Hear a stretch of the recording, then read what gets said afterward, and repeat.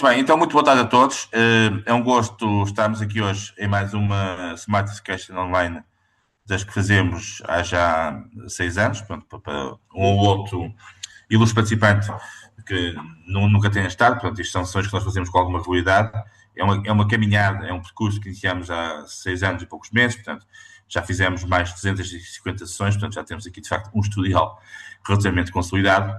E os temas que temos abordado são sempre muito diversos, têm muito a ver com a realidade económica e social, muito económica, mas também social. E hoje estamos aqui, precisamente, uma discussão, que é uma discussão que também tem uma dimensão económica, porque está ligada, obviamente, ao digital e àquilo que são as redes sociais, mas que tem, sobretudo, um impacto muito grande do ponto de vista daquilo que é o nosso funcionamento em sociedade, em comunidade, e, sobretudo, perceber como é que os jovens, que são já o presente e são cada vez mais o futuro, se comportam neste novo contexto. Nós temos aqui connosco hoje dois ilustres convidados e amigos. O professor António Dias Figueiredo, que é conhecido de muitos, é uma pessoa que está na Universidade de Coimbra, uma referência na área da tecnologia, esteve ligado a projetos emblemáticos ao longo dos anos, não vou agora aqui estar a referi-los, mas portanto, é uma pessoa que tem, de facto, feito um trabalho absolutamente único do ponto de vista da construção de uma agenda digital para o nosso país. E o ilustre amigo João Barbosa, que é um psicólogo de referência, gestor também, está ligado a uma empresa de consultoria muito conhecida, e que acedeu também a estar aqui connosco para dar a sua visão sobre o tema. Portanto, nós vamos ter as duas intervenções de cada um deles. Começamos com o António, depois temos o João, e depois, como sempre, temos uma discussão entre todos. Eu agradecia que quem quiser colocar qualquer questão, fazer qualquer comentário, que manifestasse essa intenção, levantando, como é habitual, a mão digital, naturalmente. Eu próprio também mobilizarei algumas pessoas para a conversa. António, a palavra é sua e mais uma vez muito obrigado.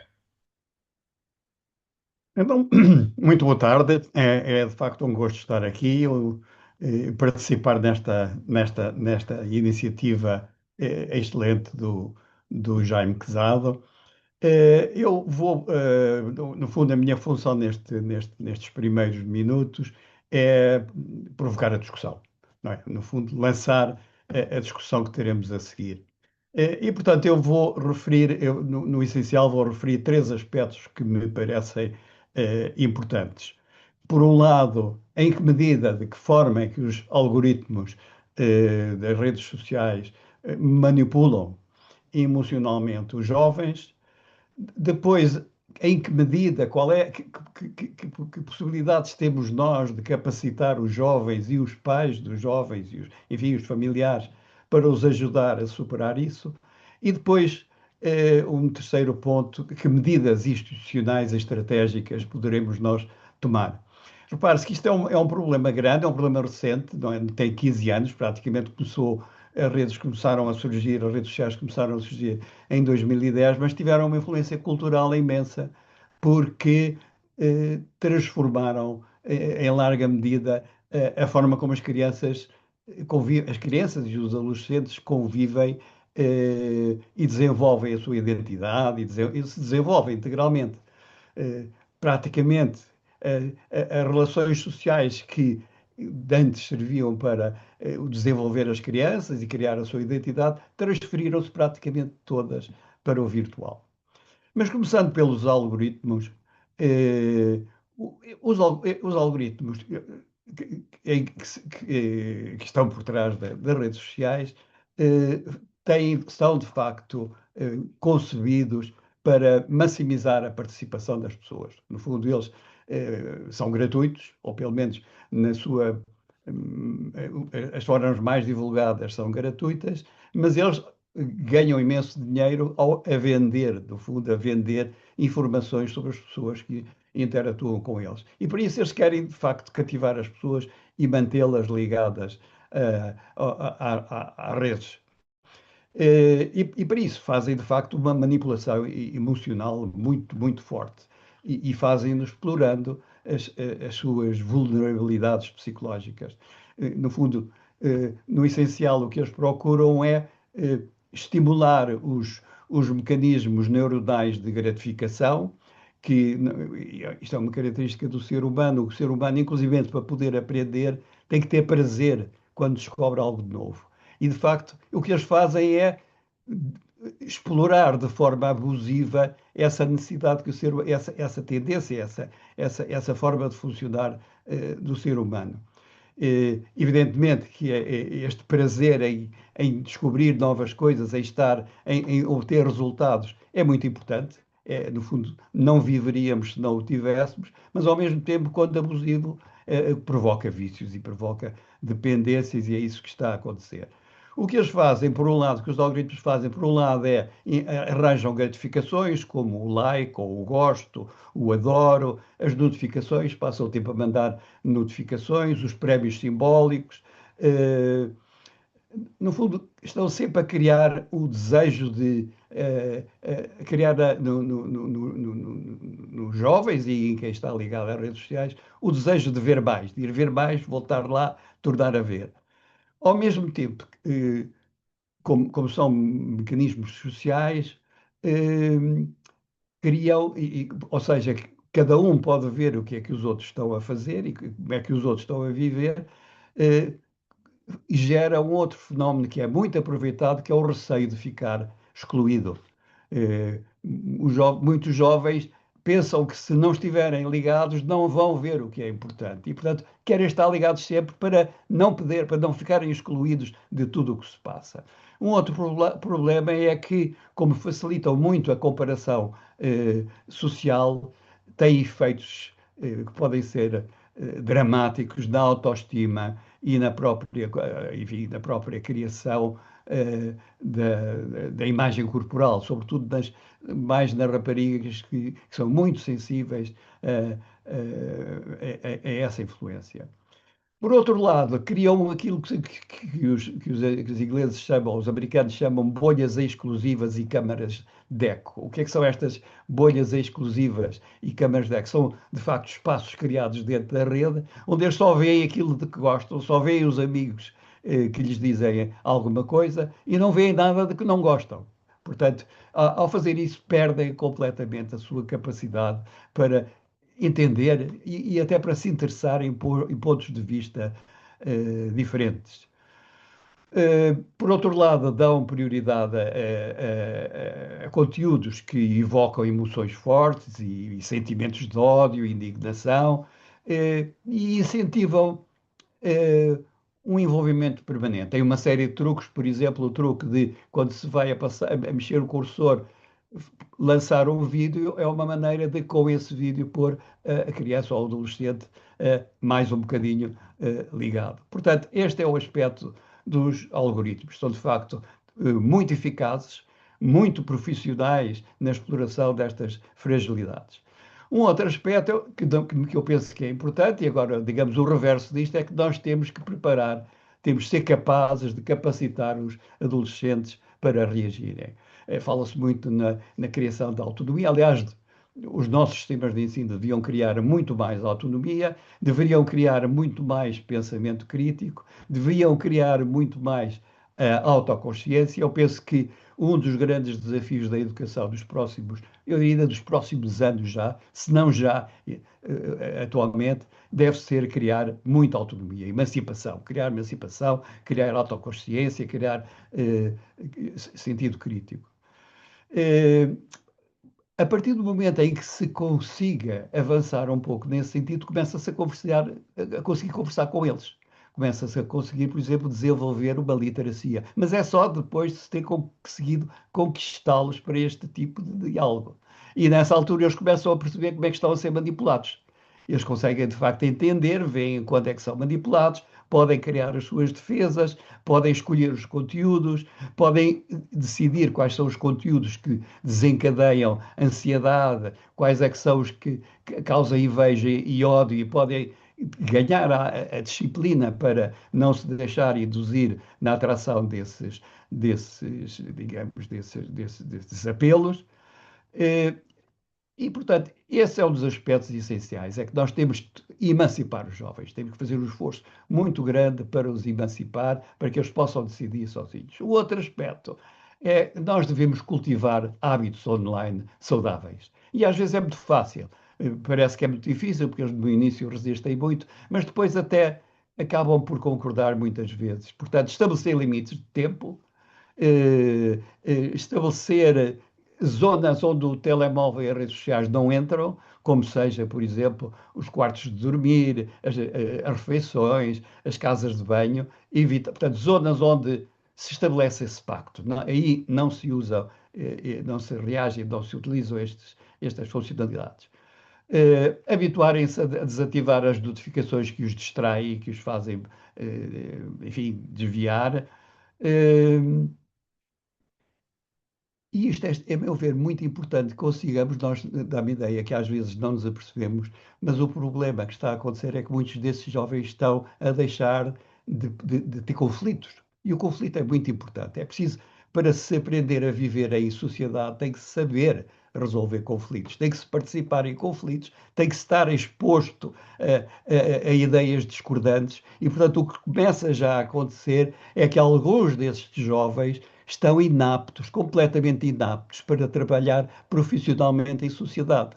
Porque são pessoas que se irritam, que se tornam ansiosos, simplesmente porque há alguém que não concorda com eles, ou porque há alguém que lhes diz algo que eles não estavam à espera e que é diferente daquilo que eles querem ver. Portanto, é uma responsabilidade muito grande da nossa parte fazer isso. Além disso, devemos procurar envolvê-los em atividades que estejam para além do online. Atividades presenciais, participação em grupos de teatro, em grupos musicais, em atividades voluntariado. Portanto, devemos incentivá-los a envolver-se em atividades de presença que os ajudem a desenvolver um sentido de pertença, por um lado, e, por outro lado, a reconhecer propósitos, desenvolver propósitos coletivos.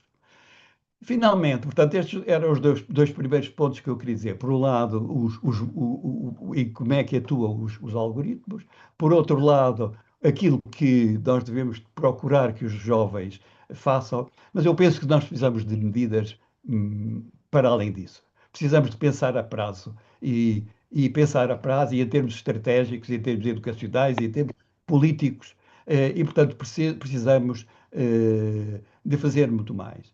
Eh, eh, Estava a ver, peço desculpa se eu perdi-me aqui. Bom, o que eu entendo é que nós devemos, portanto, é extremamente importante que os nossos jovens eh, assumam, aprendam a assumir a sua identidade, a sua emancipação e fazer as suas próprias escolhas. E o que eu defendo, e começa a haver alguns autores interessantes, há um filósofo espanhol que recentemente escreveu um livro sobre isso, devemos começar a prepará-los dentro deste ideal de os tornar mais independentes, mais autónomos, mais emancipados, ao mesmo tempo torná-los capazes de protestar. Portanto, nós devemos estimular o ativismo jovem contra este tipo de plataformas. E, obviamente, que isso é uma outra maneira de os envolver e de os mobilizar. Um jovem que sente que uma determinada rede está a manipulá-lo deve protestar e deve tornar público o seu descontentamento e deve habituar-se normalmente. Nós devemos prepará-lo para isso. Isso, obviamente, obriga-nos a mudar a educação. Eu penso que o nosso problema hoje em dia nós continuamos com uma educação muito passiva. Uma educação, aliás, nós usamos muito pouco, infelizmente, métodos ativos, os chamados métodos ativos, o envolvimento em projetos, portanto, todas as formas de pedagogia ativa estão em larga medida excluídas das nossas salas de aula, ou pelo menos são muito mais excluídas do que deviam estar. E, portanto, eu penso que o grande desafio que se coloca hoje em dia à escola é renovar os modelos pedagógicos. É um trabalho muito difícil, eu tenho estudado isto há vários anos, estudo isto, é um trabalho muito difícil de levar à prática, sobretudo há zonas de, inclusive no envolvimento dos pais e dos alunos e dos professores. Portanto, é um trabalho muito difícil, mas é um trabalho que nós temos que fazer se não queremos, de facto, assistir à degeneração da nossa espécie. Portanto, eu penso que o problema fundamental hoje em dia é renovar os modelos pedagógicos. E isso envolve, por outro lado, a meu ver, eh, desenvolver ecossistemas escolares mais capazes de criar cidadãos completos. Nós, com a nossa divisão das aulas em disciplinas, nós estamos a criar cidadãos fracionados, completos. E nós temos que cidadãos que são capazes de pensar. Já o Edgar Morin, no fim do século passado, quando tentava adivinhar como é que seria isto, dizia o mais importante é ligar os conhecimentos. E, portanto, nós temos que criar nas nossas escolas, graças também a essa renovação dos modelos pedagógicos, temos que criar cidadãos completos. Cidadãos que têm espírito crítico, têm empatia, têm paixão, temos que criar esses cidadãos. O outro aspecto que eu penso que é importante, para além desse, eu penso que digamos, a carga mais pesada está de facto na educação, educação em sentido lato, não apenas na escola, mas na educação em sentido lato, mas em particular, a meu ver, na escola. Mas há um outro aspecto que é essencial, é a regulação. Estes temas têm que ser regulados portanto, nós devemos assegurar. É curioso que as pessoas não fica, às vezes estranham quando se diz que é preciso regular estes produtos. Não sei se já repararam que os produtos farmacêuticos são todos regulados. Já imaginaram o que era se antes de pôr um produto farmacêutico no mercado, que pode ter consequências, obviamente, graves, se qualquer empresa de farmácia pudesse colocar os produtos sem satisfazerem um conjunto muito apertado de requisitos. Portanto, eu acho que nós devemos ter requisitos que balizem a capacidade de intervenção destas redes sociais. E penso que a partir daqui estou aberto à discussão e a ouvir. Bem, fantástico este enquadramento inicial, António, e muito obrigado pela nota que nos deixou. E agora passamos ao João, que nos vai fazer aqui uma intervenção complementar numa lógica que tem muito a ver também com a psicologia e, no fundo, os comportamentos que estão associados ao mercado de trabalho. João, faz favor. Bem, obrigado antes de mais pelo convite. Eu gostava só de fazer aqui um primeiro enquadramento. Eu tenho previsto esta apresentação, sei, uns 15, 20 minutos, só fazer aqui um enquadramento. A seguir, eu preparei aqui um conjunto de slides, um bocadinho ad hoc, mas mais no sentido da provocação e depois uma fase final, antes de vos dar a liberdade de comentar e provocar, fazer algumas reflexões. Acho que é importante fazer o enquadramento porque eu tenho uma dupla personalidade do ponto de vista profissional.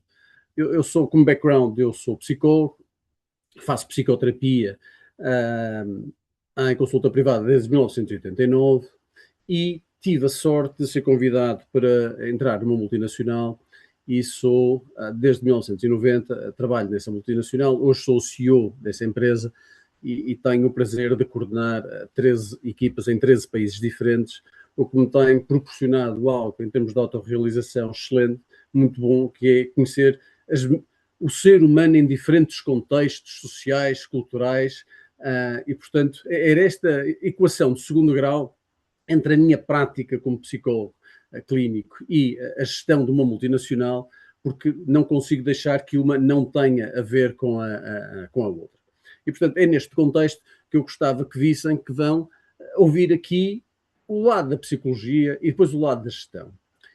Bom, então, vou-me permitir fazer aqui uma partilha, se o Zoom não me atrai soar, e depois vou ao contexto, porque é que eu me lembrei de trazer estes slides para hoje.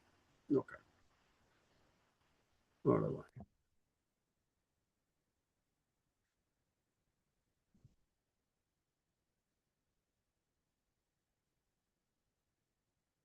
Digam-me só se já estão a ver a apresentação. Está tudo preto? Tudo bem, tá. Muito bem. Estão a ver alguma coisa aqui? Além do preto? Nada. Não. e não estão a ver nada porque o que está aqui é um buraco negro. Eu não tenho que dizer, explicar, porque não é a minha área, mas um buraco negro é isto, é alguém que a força da gravidade é tão grande que não sai nada de lá, que nem sequer a luz. E, portanto, o que hoje eu acho que se passa é que nós estamos, todos nós, dentro de um buraco negro de informação e de conhecimento. E este é o ponto que eu estou a sentir, quer na minha prática como psicólogo, quer do ponto de vista da gestão. Partilho aqui convosco uma fotografia que eu tirei recentemente numa viagem que fiz com a minha mulher à Arábia Saudita, em que achei fantástico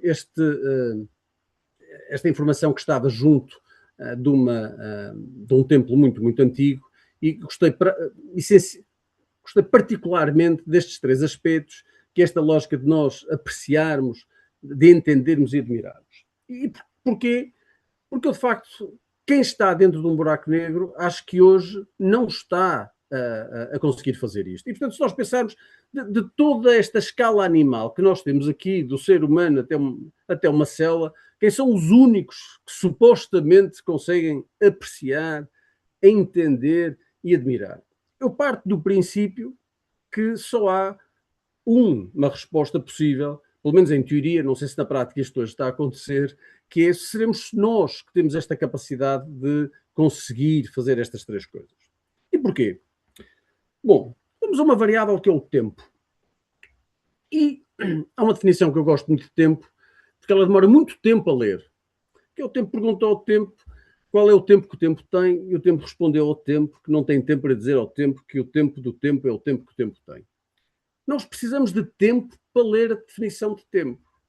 Mas se nós pensarmos de uma maneira mais séria, tempo é um substantivo, é um nome masculino e que tem estas possíveis, pelo menos é o que está no dicionário, estas possíveis interpretações de tempo. Uma série ininterrupta e eterna de instantes, uma medida arbitrária da duração das coisas, é um prazo, é uma demora, é uma época determinada em que se realizou um facto, um estado da atmosfera, de facto o tempo também é isso, como é que está o tempo, não é? E é um vagar, é uma ocasião e é uma oportunidade. Mas eu não deixo de fazermos esta pergunta, que é: quando é que foi a última vez que nós tivemos algum tempo para pensar? Porque eu acho que hoje as pessoas não sabem conjugar o verbo parar. Eu paro, tu paras, ele para. Acho que nós interpretamos o parar como custo. Bom, se eu não tenho tempo, eu não tenho memória. E para ficarem os géneros em paz, trago um substantivo masculino e um feminino. E a memória é uma lembrança. É uma faculdade pela qual o espírito conserva ideias ou imagens, ou as readquire sem grande esforço. Estou a ir para definições do nosso dicionário da língua portuguesa e não propriamente a dimensão científica daquilo que é a memória, que a psicologia supostamente também é suposto a explicar. E há aqui uma questão, é que eu não acredito que nós consigamos ter memória se nós não tivermos tempo para processar a informação. E este é um drama que eu começo a sentir, é que as pessoas não têm tempo, não dispensam tempo, e, portanto, nós estamos, todos nós, e desculpem a provocação, a ficarmos com memórias de peixe. E vou já dar alguns exemplos concretos onde é que eu sinto isso. E, portanto, nós estamos aqui com um pain point, seja do ponto de vista social, seja do ponto de vista corporativo, em que, o que é que nós temos? Eu recebo no consultório acima dos 17 anos, ok? Portanto, mais ou menos ali, 12º ano, primeiro ano da faculdade. E isto são algumas das respostas extremamente frequentes que eu tenho. Quando eu, por exemplo, pergunto, olha, diz-me lá, como é que é o ambiente em casa? E as pessoas ficam a pensar, estes miúdos, eu não sei. Olha, descreve-me o teu pai. Nunca pensei nisso. Repare, eu estou a falar com pessoas, algumas delas com médias notáveis, a entrar em cursos com médias muito boas e, portanto, em teoria, sem qualquer déficit do ponto de vista cognitivo e intelectual. E quando me perguntam quanto tempo é que isto vai demorar a fazer uma mudança, e nós arriscamos, a resposta é, isso é muito tempo. Mas depois temos a sociedade a dizer, eles agora são assim. E, portanto, temos que nos adaptar a isso. E essa é a questão, se é quem é que se tem que adaptar a quem. Ou então começarmos a ter esta questão, que eu apanho depois no mundo corporativo, que é eu vou sair porque já não estou a aprender nada. E estes jovens estão a fazer uma confusão entre o conhecimento, que não têm, porque eu acho que estão num buraco negro, e a experiência, porque o conhecimento e a experiência são claramente coisas diferentes. E se o conhecimento hoje ele está na internet, a experiência só se adquire com o tempo. E, portanto, o que está a acontecer é que as implicações deste pain point é que, de facto, nós estamos a perder a capacidade de dialogar e, como o António estava a dizer, de nos zangarmos, de estarmos em conflito, porque nos estamos a tornar claramente células, como eu estava a pôr há pouco na tal cadeia animal. E, portanto, a sensação que eu tenho, e tal e qual como o António disse, seja pelos algoritmos, seja por outras coisas, que isto é o prazer do curto prazo. Porque tudo que não seja curto prazo demora tempo, nós não estamos disponíveis a parar e vamos antecipar aqui um bocadinho quais são as cenas dos próximos episódios. Eu retirei isto, são coisas muito recentes que eu só fiz aqui uns print screens de questões recentes e que têm a ver com esta questão, que é de facto, estamos a pôr em causa o colapso do conhecimento por causa da inteligência. Eu não estou a dizer que a inteligência artificial não seja boa. É evidente, quem sou eu para dizer que é o que não é. Mas a questão é o efeito secundário deste medicamento que é a inteligência artificial, que nos está a colocar dentro de um buraco negro. E, portanto, na ausência de conhecimento, estamos rodeados de certezas, mas que são certezas endógenas, que vêm de dentro para fora, não vêm de fora para dentro. E o ser humano é uma base de dados porque processa toda a informação que vem de fora.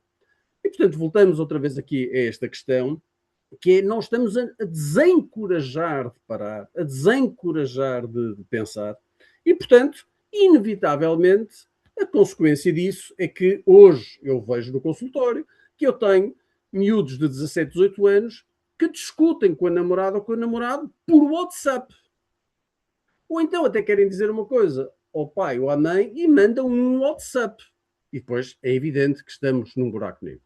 E aí, muito sinceramente, eu acho que é isto que está a acontecer do ponto de vista humano. Estamos a transformar, estamos a descer na cadeia animal e eu acho que, muito sinceramente, que nos vamos magoar. Bom, se eu disse há pouco que estamos num buraco negro, descobri há pouco tempo que há buracos brancos. E foram descobertos num ano notável, em 1964, que é, lamento dizer que não é um ano vintage, mas posso dizer que é dos melhores anos que existe, e foram descobertos buracos brancos.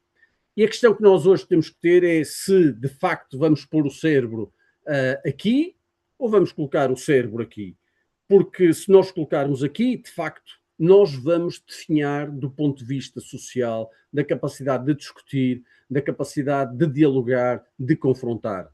Mas eu acho que há aqui, de facto, alguma esperança. Se há buracos brancos, vamos ter aqui alguma esperança. E eu termino com esta questão. Quando é que foi a última vez que nós nos deleitamos com a lógica do parar, para pensar, para dialogar? E, portanto, antes de terminar, o que é que eu queria dizer? Ok, eu vou para o consultório. Eu tenho pessoas objetivamente inteligentes, objetivamente acima da média, que não conseguem responder a questões base. E isto é claramente assustador. Agora, eu vou pegar nestas pessoas que eu encontro de alguma maneira num contexto corporativo, e atenção, não são todas, como é evidente, mas nós vamos a um cliente que nos chama porque tem um problema e nós fazemos perguntas para entender o problema e estamos a ter exatamente o mesmo tipo de respostas que eu tenho no consultório, que é não sei. E como é que nós podemos ajudar se não sabem? E esta é a questão, que é quando nós temos um projeto que não demora uma semana, mas demora 2 ou 3 meses, tanto tempo. Porque hoje tem que ser tudo muito rápido. E, como o povo diz, não é nenhuma ciência, mas o povo também tem, quando se diz nas crianças um andante, 2 falante, por muito que os pais estimulem, a criança não vai falar passado um ano. Aliás, espero bem que não fale passado um ano, porque senão é superdotado, ainda vai dar mais trabalho aos pais.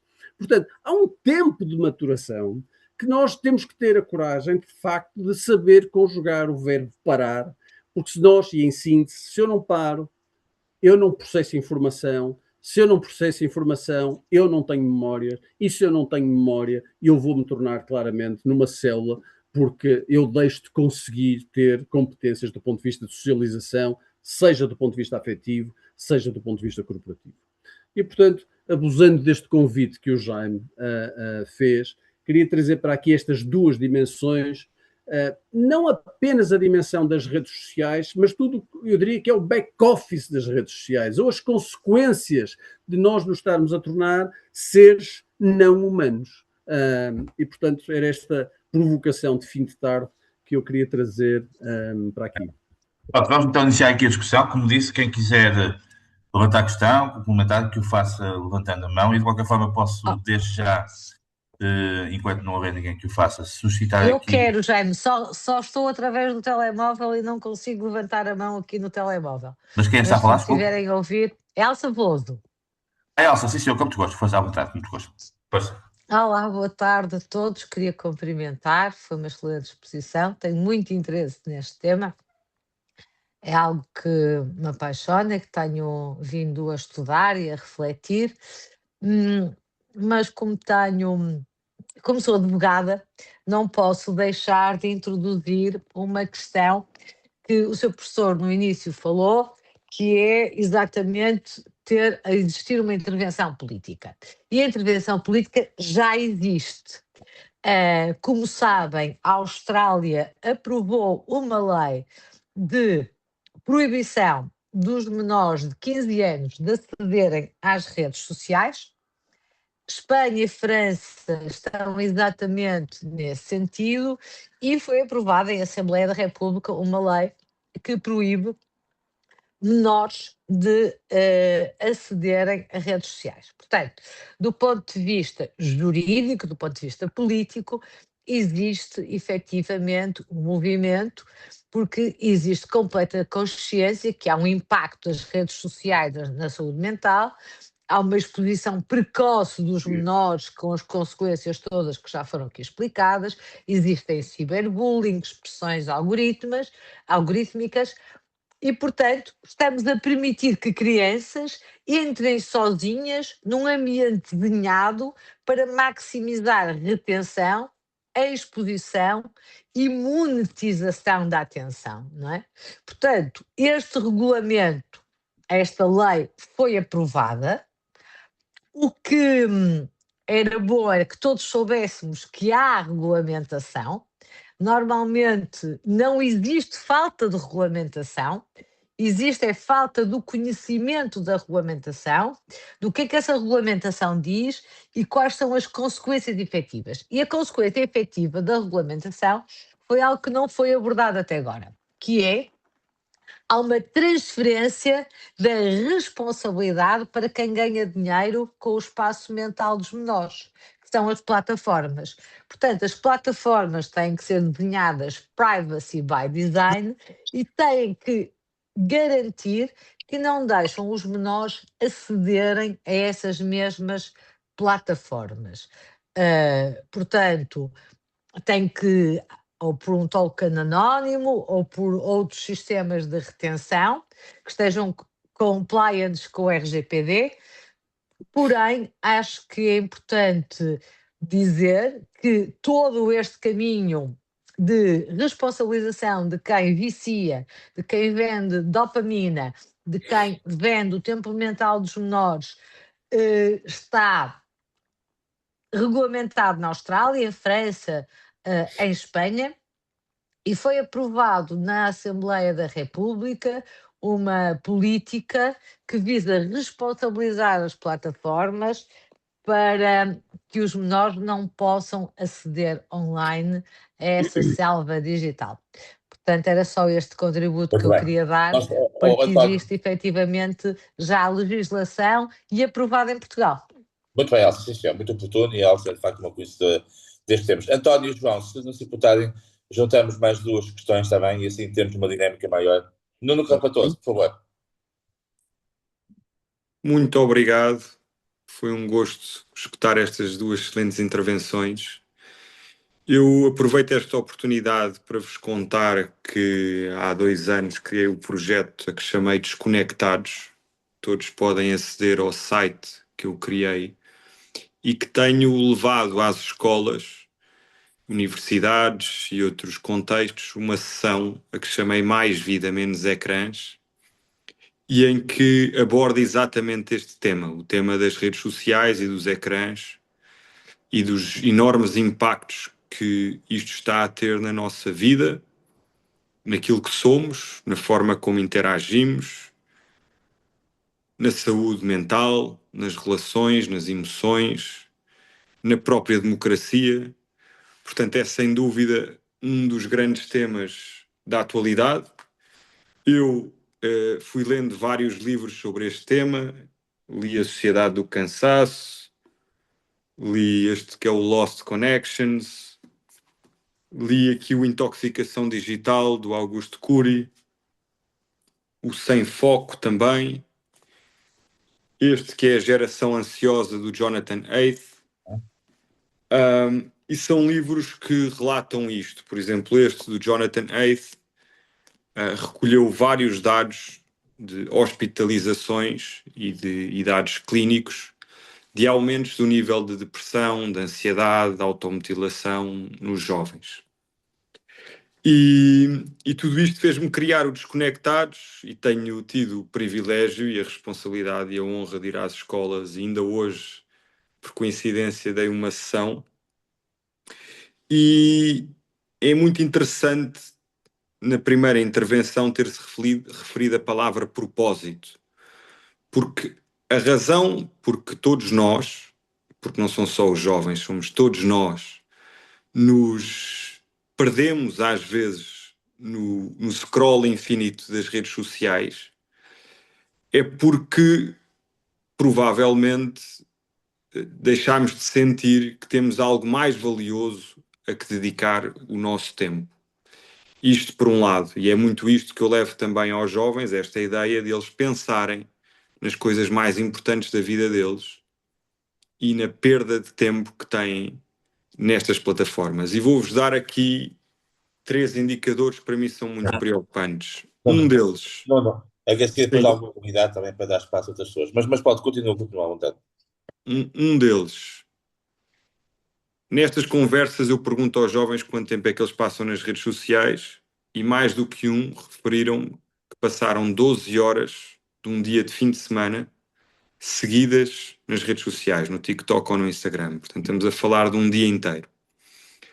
Outro dado é que, de acordo com os estudos, mais de 60% das crianças passam mais tempo em frente de ecrãs do que com os pais.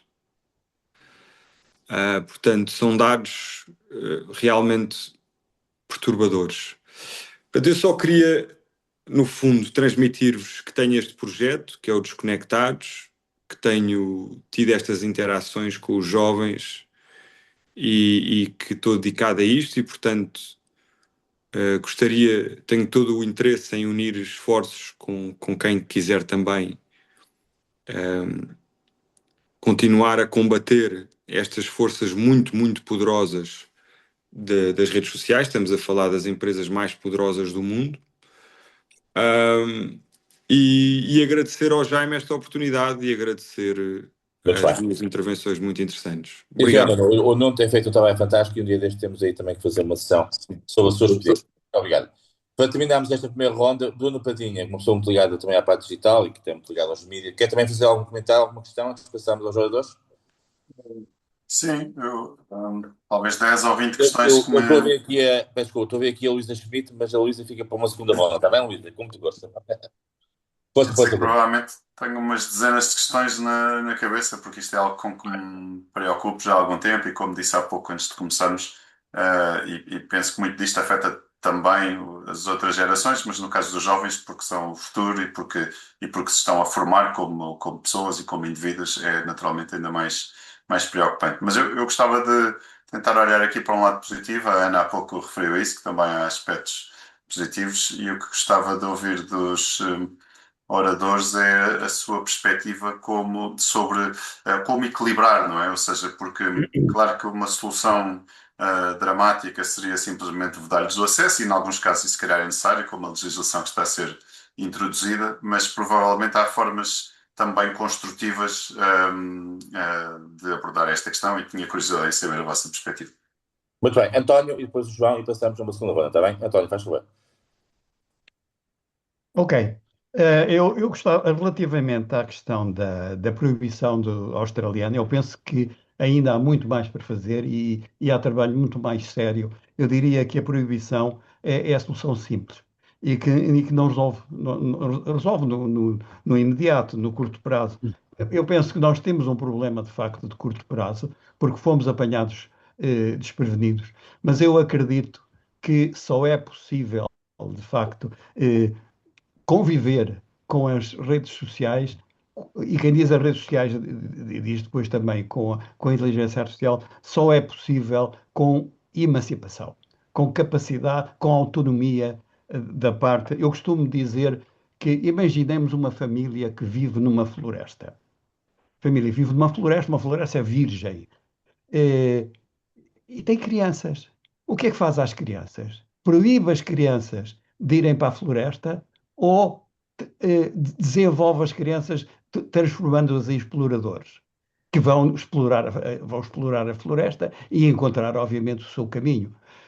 Eu penso que esta metáfora era aquela que nós devemos perseguir. Evidentemente que no imediato não estão preparados para isso e, portanto, temos que combinar as soluções. Mas um outro problema da proibição é que a proibição é até aos 16 anos, até aos 15 em alguns países. E a partir daí, eu vejo pessoas que completamente patéticas, com 30 anos, com 40 anos, que nunca aprenderam, nunca se tornaram autónomas e que são tão manipuladas, ou ainda mais, do que os adolescentes. E em muitos casos, como são pais, estão inclusivamente a servir de modelos de referência para as crianças. Portanto, eu penso que temos que, obviamente, usar regulamentação e regulação para o curto prazo, mas penso que a solução funda e essa regulamentação deve incidir no abuso, não deve permitir o abuso, mas temos ao mesmo tempo que preparar as pessoas para manterem a sua independência. Por isso é que eu insisto tanto no papel da educação, na importância da educação renovar as suas abordagens pedagógicas. Relativamente aos aspectos positivos, eh, eu penso que há muitos aspectos positivos. Eh, o- quando o Facebook surgiu, eu já usava espaços antes de haver redes.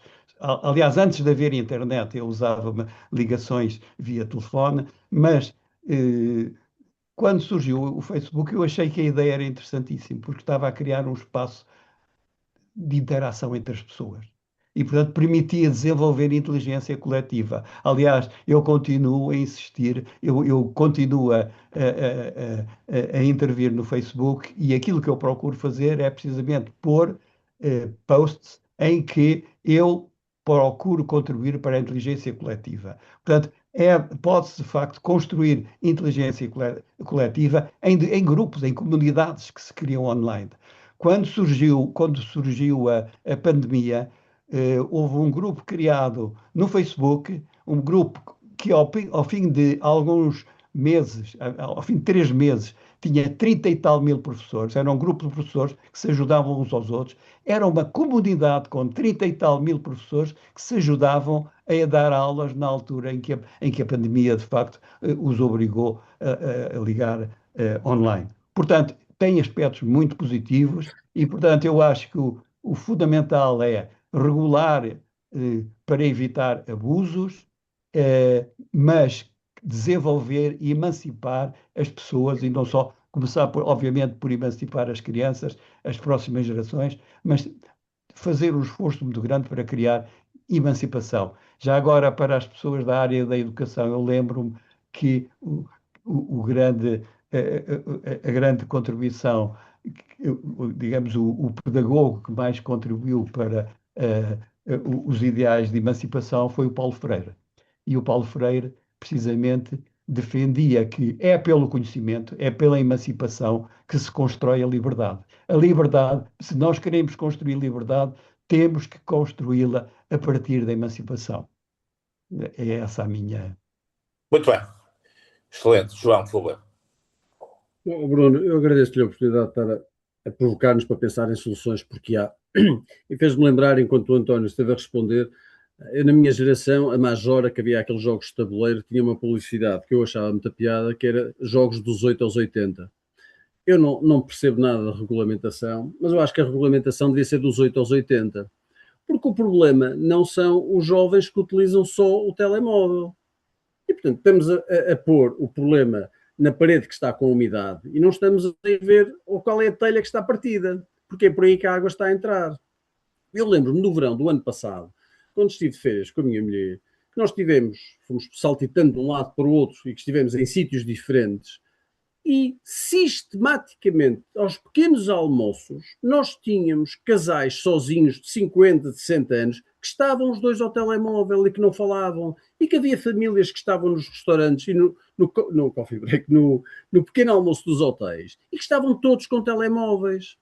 E, portanto, a regulamentação devia de ser para os pais também. Eu tenho no consultório miúdos que dizem que à mesa existe uma televisão e estão todos a olhar para a televisão e não falam. E, portanto, não são jovens, vamos ter paciência. Assim, eu falo português, não é porque seja genético ou hereditário, porque em casa dos meus pais se falava português. E, portanto, todos nós temos alguns princípios e valores que são decorrentes dos contextos em que nós estamos.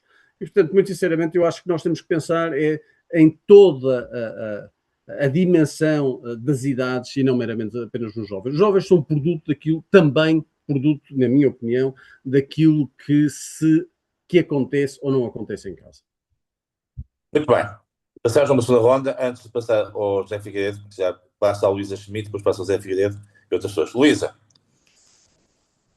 José Figueiredo. Ó Jaime, eu não tinha pedido, mas com muito gosto, porque ia Mas pedir a ouviste. seguir, mas estava o Jaime Figueiredo já à minha frente, portanto, Jaime, não sei. Não, mas José Figueiredo não se importa que eu comece com a Luísa. Não? Não, que é uma senhora e depois passamos ao José Figueiredo. Então, gostei imenso das duas apresentações e também das intervenções que seguiram. E em relação ao professor António Figueiredo, que fala da emancipação e da pedagogia, eu também estou de acordo consigo, é preciso renovar os modelos pedagógicos. E eu queria lhe perguntar se já conhece alguns exemplos a esse nível. Claro que temos a Suécia muito radical, a voltar, por exemplo, tudo o que tenha que ver, a não utilizar a inteligência artificial neste momento nas escolas, sobretudo o básico, não é? E a voltar ao lápis, ao papel e à escrita, mas queria que me dissesse se conhece alguns exemplos a esse nível e se também se considera que, por exemplo, a passagem da escola para a comunidade. Portanto, falou aí da importância dos pais. Os pais são importantíssimos hoje em dia. E os professores têm imensos problemas com os pais, justamente pelo que estamos aqui a falar. Como é evidente, os pais são os que querem que os filhos estejam ligados, porque eles estão e para falar com eles.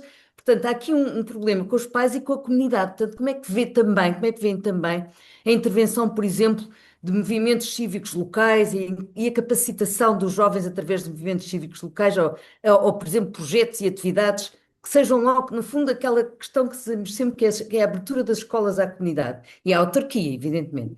Em relação ao Dr. João Barbosa, também gostei muito de todo o seu que disse, não é? E compreendo muito essa questão da afetação da memória e a atenção ser um recurso muito escasso hoje em dia, não é? Sim. E, portanto, nós quase não temos, no outro dia estava a ler um artigo que nós não temos quase uma capacidade para uma mudança tão rápida, não é? E essa ideia, entretanto, surgiu, juntando agora ao que disse também o Nuno Carrapatoso, que achei muito interessante essa sua intervenção, existe uma coligação internacional que é The Friends of Attention, portanto, os Amigos da Atenção, que defendem práticas culturais e comunitárias na lógica contra a distração permanente.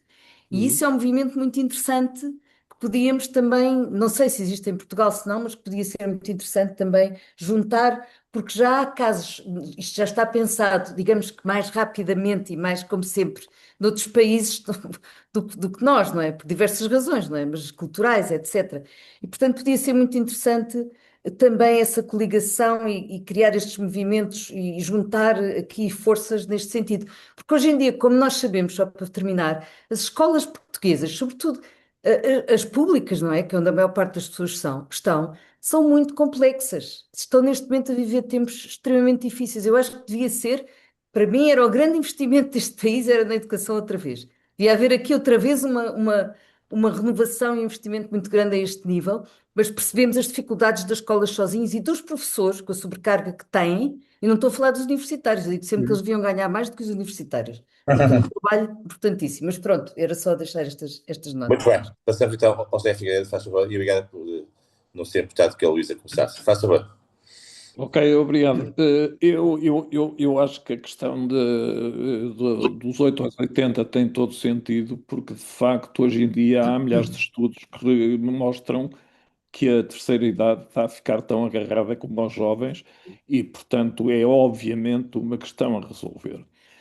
Por outro lado, achei piada ao Nuno Carrapatoso ter referido um livro que eu considero fundamental, do Byung-Chul Han, que é A Sociedade do Cansaço, em que fala justamente desses dois tempos, do tempo de não ter, do tempo de não ter tempo e do tempo de ter tempo para refletir.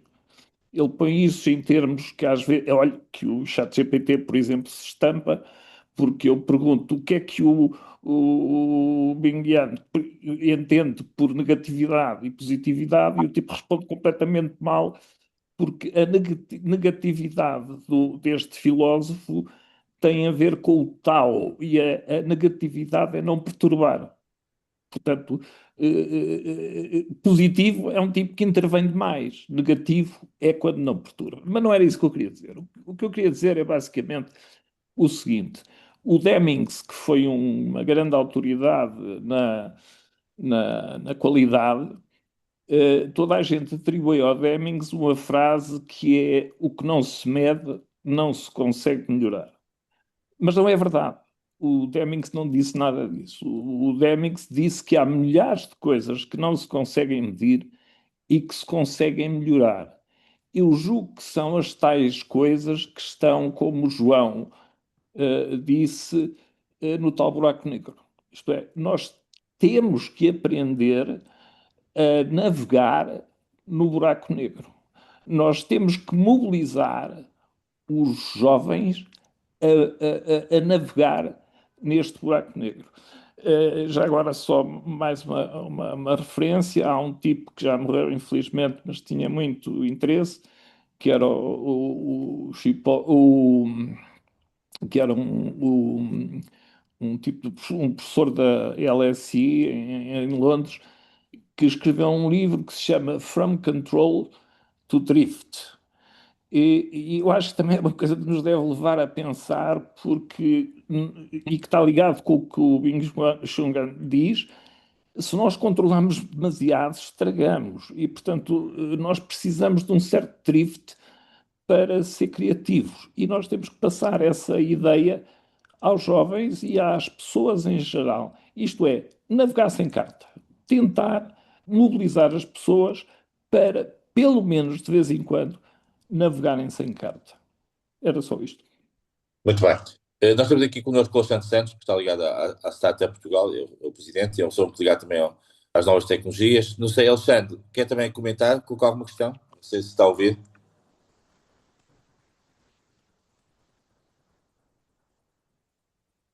Muito bem. Então pedi ao Tomás, que é um jovem que está aqui connosco, que nos dá apoio, para também dar a sua opinião, porque portanto também temos a opinião dos jovens, né? E do seu comentário. Tomás, quer colocar uma questão? Vou fazer um comentário antes de passar ao jogador.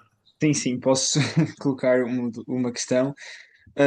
Antes disto, ia só dar uma pequena recomendação. Basicamente, eu sou estudante da Faculdade de Letras, mas tenho um conjunto de amigos, eu não faço parte deste grupo, atenção, que organizaram um projeto chamado Desinfluenciadores, são todos meus amigos, são da área de relações internacionais, da área da literatura, como eu, e eles vão falar às escolas, mas não falam apenas com os alunos, falam também com os pais e conseguem trazer estes dois lados. Portanto, à semelhança aqui do projeto do Nuno Carrapatoso, acho que estou a dizer bem o nome, acho que estão a fazer um ótimo trabalho, atuam mais nas escolas aqui do Norte, daqui à volta do Porto.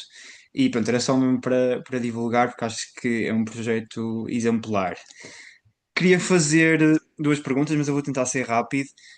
Há muitos teóricos que falam sobre a nossa existência atualmente num paradigma pós-digital, ou seja, o digital já está tão entranhado nas nossas vidas que já é muito difícil existir fora dele. E eu até assisto a este fenómeno em que tenho amigos e até professores universitários que recusam-se a ter smartphones, têm o telemóvel de teclas, por exemplo, mas na verdade têm de ter algum tipo de smartphone ou um tablet, porque para conseguir aceder à conta do banco, hoje em dia já temos de ter a aplicação do banco, não é? E portanto as próprias instituições de alguma forma adaptaram-se a este paradigma e esta nossa relação com o digital tem de ser sempre muito negociada e gostava que comentasse um bocadinho sobre isto. E depois, comentando sobre a intervenção do Dr. João Barbosa, achei muito interessante essa questão do parar para pensar e especificamente o facto de ter mencionado que até encontra esta questão em alunos, por exemplo, que têm um bom aproveitamento escolar. Portanto, à partida pensam sobre algumas questões e eu acho que este parar para pensar tem muito a ver com o parar para contemplar. E falamos muito em estudos artísticos e sobre a área da literatura sobre esta falta de sensibilidade estética que hoje temos na nossa sociedade, não é? Porque numa sociedade do cansaço, como fala o Byung-Chul Han, estamos talhados para a repetição, não é? Para repetir, repetir, repetir. E não existe espaço para o conhecimento ou para a experiência estética na repetição. Na verdade, ela só existe nesse parar. E, portanto, gostei muito da sua ideia.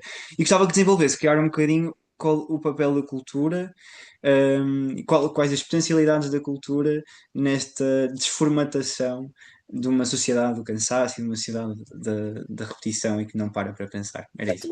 É bom termos jovens sempre com uma dinâmica de conversa e trazer também assuntos sérios aqui para a discussão. Uma vez, antes de passarmos aos oradores, nós normalmente, como digo, terminamos entre as 7 e um quarto, depende um bocado da dinâmica, não há necessidade de terminarmos mais tarde, se não houver questões, é evidente. Há mais alguém que quer colocar uma questão, algum comentário? Muito bem. Presumo que está tudo satisfeito. Então, iríamos, para terminar, passar agora ao João Barbosa e terminarmos com o António Figueiredo, está bem? Como tu gostas. João. Lembra-me o seu nome outra vez, desculpa lá. Só vejo aqui o meio. Tomás Ferreira. Está a falar do jovem? Tomás. Eu, quando comecei a minha apresentação, partilhando aquela fotografia que eu tinha visto num tempo, achei de facto bastante curioso, porque hoje nós não conseguimos interpretar, porque para interpretar é preciso alguma calma. Não vou entrar aqui em muitas questões do ponto de vista de memória, mas que há uns tempos vi um estudo engraçado, que era: nós vamos para um hotel e quando fazemos o check-out do hotel, dão-nos um questionário para nós avaliarmos. E se enviarem esse questionário 48 horas depois, não é linear que a resposta seja a mesma, ok? Porque estamos a trabalhar com memórias diferentes. E o problema que está a acontecer é que eu, para ter a segunda memória, que é o de um processamento mais lento, eu tenho que contemplar. E para contemplar voltamos à mesma questão. E outra que não disse e que tem a ver com aquilo que nós estava a dizer, com a questão da cultura. Hoje, por exemplo, eu acho que há uma aversão enorme a tudo que esteja relacionado com história. Eu acho que é muito difícil eu conseguir fazer uma interpretação de algo apenas em função da estimulação sensorial. Porque se eu não tenho informação a montante, eu estou a fazer um comentário sobre um frame e não sobre o significado do frame. E, portanto, é este tipo de situações que estamos a dizer, é que nós estamos a funcionar só no check-out. Nós não conseguimos funcionar 2 dias depois, porque eu já não tenho informação, porque eu não contemplei a situação. Portanto, eu continuo a achar que a questão, e fico satisfeito de terem trazido aqui o ponto, que não é só os alunos, é também os professores. Porque, sinceramente, eu continuo a achar que isto, como nas empresas, a mudança nas empresas tem que ser top-down, nunca é bottom-up. E, portanto, se nós estamos a tentar mudar a questão das redes sociais numa lógica de baixo para cima, na minha opinião, não tem que esteja errado, mas não acho que seja sustentável, e acho que nós temos é que começar é de cima para baixo, dos professores para os alunos, dos pais para os filhos, muito sinceramente. Muito bem, sim, senhor. Muito claro e muito objetivo. António.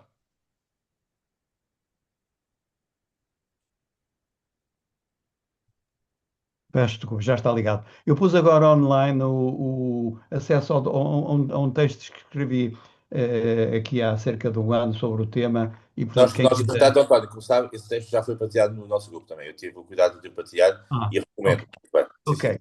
Eu começo por responder à questão da Luísa Schmidt. Acho que ela tocou num conjunto de pontos, a meu ver, muito importantes, em particular, inclusivamente com o exemplo da Suécia. Porque o que se está a concluir, quais são os países? A Luísa pergunta, quais são os países? Bom, os países onde está a acontecer alguma coisa de bastante positivo são, que eu conheço melhor, são a Finlândia, são a Nova Zelândia, são Singapura, aliás, jogam em conjunto um pouco, apesar de serem muito diferentes do ponto de vista político, e a Estónia, na Europa, na comunidade europeia, a Estónia está a fazer um bom trabalho. Têm todas elas uma coisa comum, todas, que a Suécia não tem: bons professores. Todos eles consideram fundamental para a sobrevivência do país. No caso de Singapura, é isso mesmo. O país não sobrevive se não tiver a melhor educação possível. E, portanto, e fazem isso, obviamente, com bons professores. E bem Portanto, pagos. hum, E bem pagos. muito bem pagos, claro, bem pagos, porque são muito selecionados. Não é qualquer pessoa que consegue ser professor. Nesses países, não é qualquer pessoa, são muito selecionados. E, por outro lado, são necessários mais professores. Aliás, não sei se leram aqui há tempos, não sei se foi no Expresso, quando foi entrevistada a Ministra da Educação da Estónia, e ela dizia: nós precisamos é de mais professores. Para os desafios que temos, nós precisamos de mais professor. Com a IA, nós precisamos de mais professores. Isto é uma coisa que não se diz, mas a IA coloca nos professores uma responsabilidade absolutamente. Eu sinto de facto, sinto-me angustiado por pensar que nós não estamos a investir não só nos professores, mas também em recuperar a própria imagem dos professores, fazer com que se tenha a paixão de ser professor e ser bom professor e seguir para professor. Não estamos a investir. E eu penso que para nós vai ser terrível, precisamente porque a inteligência artificial vai necessitar de bons professores. E, portanto, nós temos que recuperar a imagem do professor, nós temos que criar bons professores, porque senão, sem bons professores, nós não vamos lá. Depois, a questão dos movimentos cívicos, também estou absolutamente de acordo. Aliás, eu escrevi aqui há uns tempos um texto, eu dizia a responsabilidade dos académicos, mas eu estava a inspirar-me no texto que conhecem do Chomsky, que dizia a responsabilidade dos intelectuais. Mas nós, hoje em dia, as pessoas que pensam têm a obrigação, e isto também, de certo modo, responde um bocado à questão que referiu o Tomás, não é? Qual é a importância da cultura? Nós temos, obviamente, todos os que podemos intervir a esse nível, ao nível de quebrar o ciclo da dependência e contribuir para cultivar mais as pessoas, nós temos que intervir. Portanto, não é só os movimentos cívicos, eu penso que são todos os intelectuais. Eu penso, por exemplo, que os filósofos estão a fazer pouco, estão a fazer muito pouco. Há muita coisa hoje em dia que podia e devia estar a nível ontológico, a nível cognitivo, a nível emocional, estão a falhar por completo. Não estão a assumir a sua responsabilidade. Portanto, eu acho que todos nós temos que assumir, todos nós conseguimos pensar e conversar como estamos hoje aqui a conversar, temos que assumir a nossa responsabilidade. Portanto, eu penso que é muito importante. A questão do José Figueiredo, a questão do vagar, o vagar também falou, o João falou do vagar, é muito interessante porque nós finalmente estamos a encontrar a necessidade do vagar. Não sei se sabem, mas a Évora, a capital da cultura, tem como tema vagar. Portanto, o tema central da celebração da Évora, capital europeia da cultura, é precisamente o vogar. e a concentrar-se nesta questão de facto, ganhar, de saber usar o tempo e para o usar com qualidade. A questão da regeneração, de que o José Figueiredo falou, também é muito, a meu ver, importante. Uh, aqui há uns anos li uma entrevista ao Bauman, um jornalista italiano estava a entrevistar o Bauman sobre temas que tinham que ver com educação. E havia uma questão que a certa altura surgiu, é como é que como é que vamos valer à educação? Como é que vamos resolver os problemas da educação quando ela está tão má? Ora bom, o Bauman tinha uma imagem muito interessante. É o seguinte, nós estamos numa nau, a nau naufragou, e nós ficou feita em bocados, e nós estamos agarrados aos bocados de madeira. O que é que nós vamos fazer? Vamos construir uma jangada, vamos juntar os bocados de madeira e, ao mesmo tempo que vamos construir a jangada, vamos navegando. Porque nós temos que chegar a algum lado. Portanto, não vamos só construir a jangada, vamos construir a jangada e vamos navegar. E eu penso que é isso que nós temos.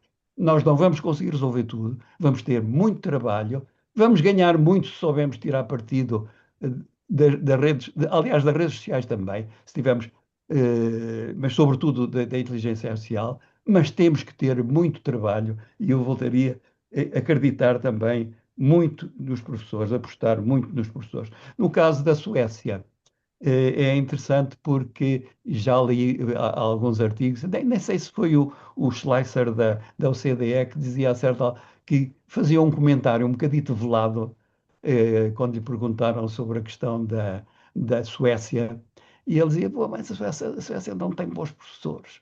A Suécia não tem bons professores.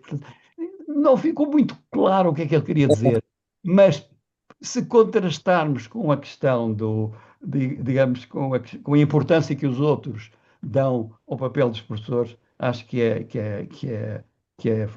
fundamental. Não sei se negociar a relação com o digital, que é também do Tomás, eu penso que sim. Nós temos, faz parte da tal responsabilidade dos intelectuais, ou se quiser, a responsabilidade. Eu escrevi um texto para aquela Substack, em que eu digo a responsabilidade dos académicos. Está em inglês. Estou a tentar experimentar outras audiências. Portanto, está em inglês e não tenho versão em português. Mas, se quiserem ver, chama-se a responsabilidade dos académicos na era dos algoritmos, penso eu. Tenho a impressão que é.